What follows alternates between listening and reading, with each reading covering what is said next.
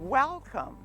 I'm Lorraine Bushrod Jackson, and I was born in the historical area of Gunston. I'm now standing in front of the family home on Gunston Road.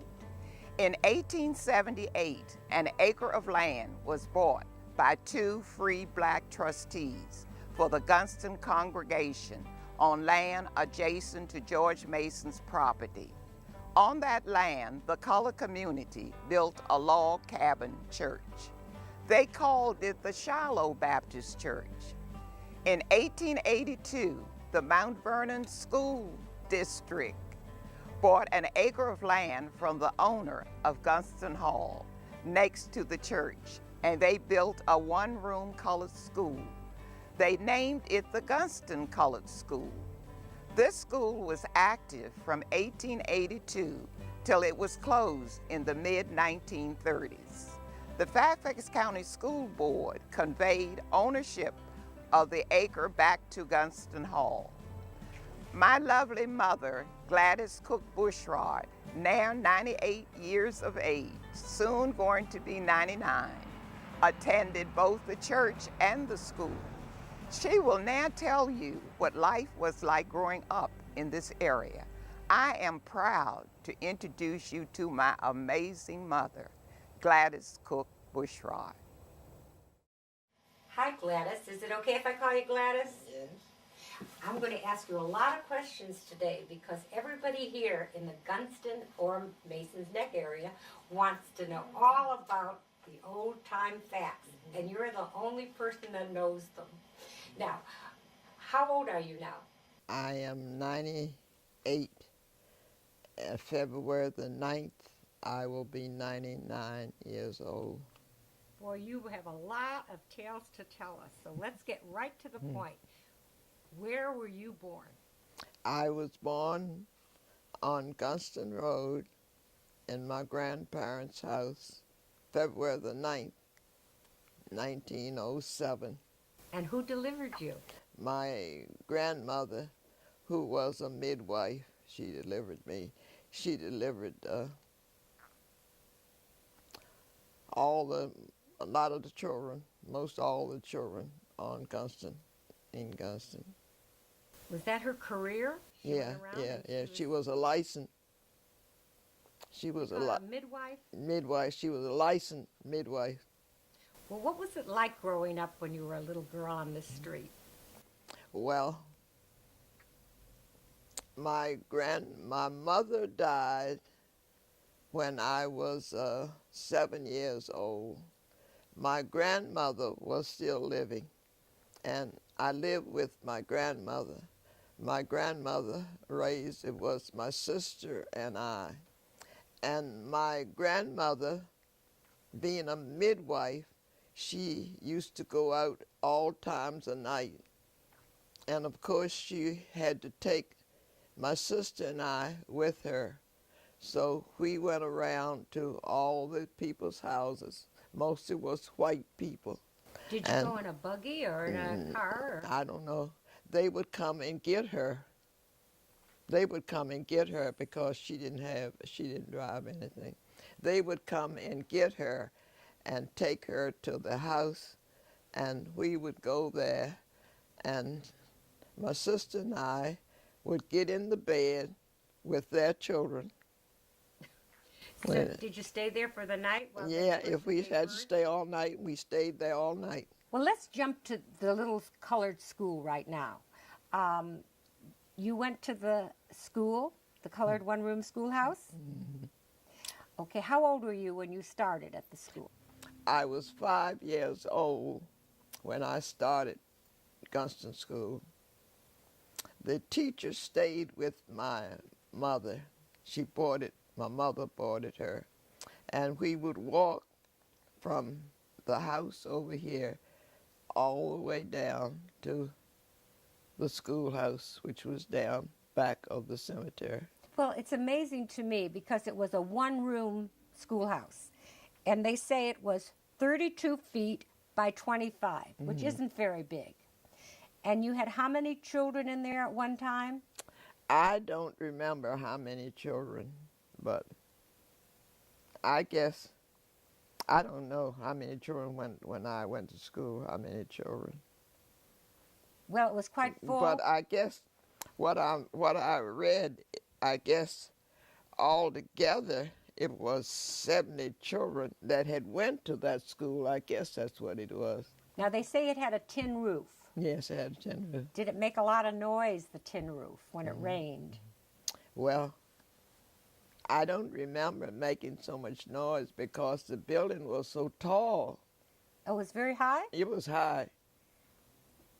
And were the windows big? They had glass The big windows? windows, yeah.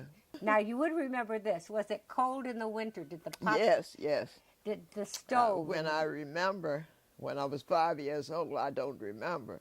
But when I do remember going, we would go there, and the older boys would come and make the fire. But it would be a while before the building got hot. Was it We got warm. Yeah. Was it just one little potbelly stove in the middle? In the middle of the stove of the room. And did you feel you learned a lot from that? Yes, I did. You had a good education? But the only thing, when I finished Gunston School and went to Washington to school, I supposed to have went through the 8th grade at Gunston School. Right. But they didn't give you no report card. I didn't have no report card. When I went to Washington, I didn't have anything to show that I had been through the 8th grade, so I had to take the 8th grade over again. Did you mind doing that, or did it? Yes, I minded because I felt like it set me back. Oh, that was sad. Well, what was it like going into Washington? How did you get into Washington every day? I stayed with my cousin. Oh, you lived there? I lived there. Oh, where did you live in Washington? I lived 133 T Street, Northeast. Well, let's jump a little bit to the church for a bit, and we'll come back again to activities. Tell me, do you remember any stories about the log cabin church that was the first Shiloh Baptist church, built in 1880, and the land was bought in 1878?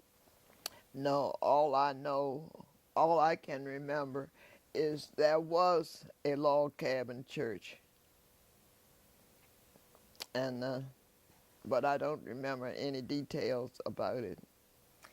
Well, then, and I think I've always heard that before they built the church, the black people here, they walked to Alexandria to church. They didn't have any church here. So you joined that church in 1919, is that right? No, 1921, I think I was baptized. Oh, 1921.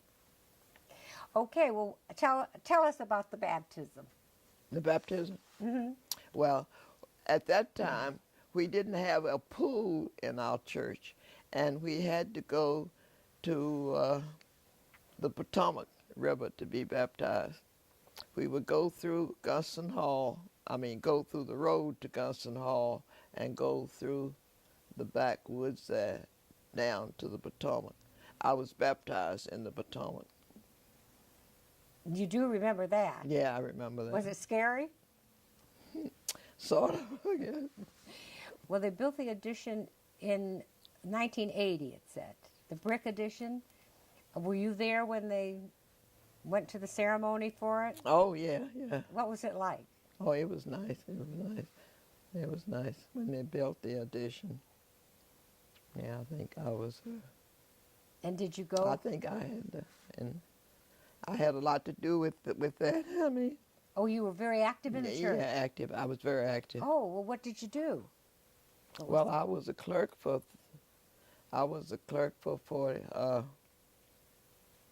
I guess 40 years, I believe. I don't know. What is the clerk? A secretary? I was secretary for 40 Oh, you years. were secretary of the church. So you knew everything that was going on. Mm-hmm. I was superintendent of Sunday school for 45 years. That's a big job. Mm-hmm. Well, let's jump back to the school, because there's a story that you saw that school moved when it was moved in later years. Is that true? I remember seeing it going up the road when somebody bought the school, I think, and I remember seeing them hauling it up the road, but I don't know where they carried it to or anything. But That was in 1954 yeah. when Mount Vernon School District sold it to this man for salvage. It's too bad they didn't keep it. It really is a shame that they didn't keep that school. But the Gunston people were very, very good, I feel, from reading all this, to the colored community by deeding that land, first of all, for the school. And I was just reading stories that the other owner of the Gunston, the Hurdles, do you remember them and their Christmas parties at all? Oh, yes. Mrs. Hurdle, she was very active in coming to the school. She was very good to the children. Every Christmas she would come to the school, and then she would have the children to come over to Gunston Hall, and we would all sit in the hall, sit on the floor. She would play the piano. Oh, really? Play the piano. And she would have all kinds of games and gifts for us at Christmas. And then the cook, Mrs. Mack, the cook there, she would have a hot chocolate and stuff for us. Well, after you graduated from school in Washington, how far did you go? All the way? I didn't graduate. I didn't graduate. How long did you go there?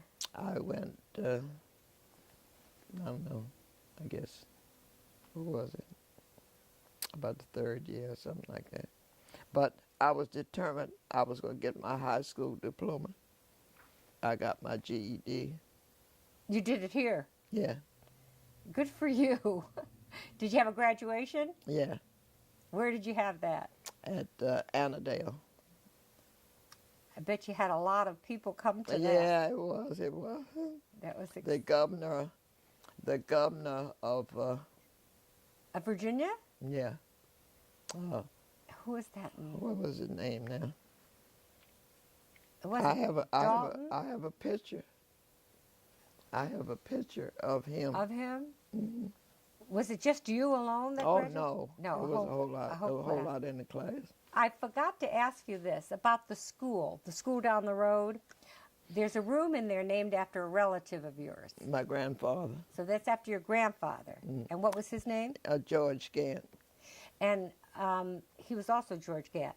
And now your grandfather, why did they name it after him? Well, the lady that named it after him, she said, you usually don't name buildings or things after people that's living.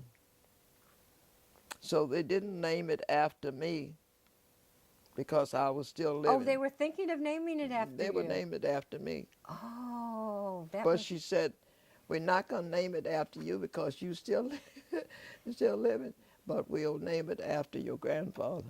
Oh, so he got it because you're living.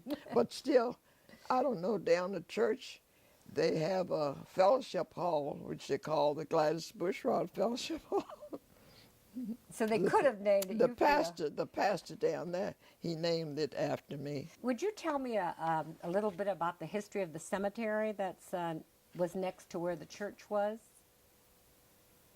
Well, I don't know too much about the cemetery. All I know, all of my relatives are buried there. I mean, I don't know. Well, the oldest person buried in that cemetery is your uncle. Is that right? I'm not sure. But he might be the He oldest. might be one of the older ones. And he was buried there in 1895, 96, I think it was. 96. And your father's buried there? No, my father.